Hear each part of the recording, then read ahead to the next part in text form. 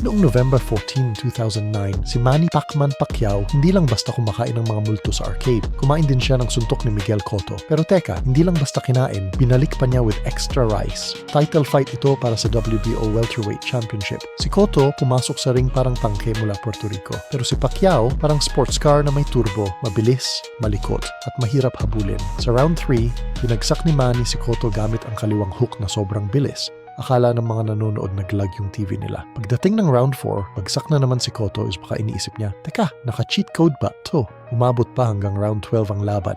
Pero kitang-kita na si Cotto nasa survival mode habang si Pacquiao parang naglalaro lang ng punch-out sa pinaka-madaling level. At nung natapos, panalo si Pacquiao via TKO. History ulit kasi siya ang unang boksingero na nakakuha ng world title sa 7 magkaibang weight divisions. 7 division? Parang hindi na belt ang kinokolekta kundi buong department store. Kaya ayun, hindi lang binugbog ni Pacquiao si Miguel Cotto, ginawa pa niyang highlight reel yung laban. At ang mga fans, sulit ang bayad. Maliban na lang kung kay Cotto ka pumusta, sorry na lang.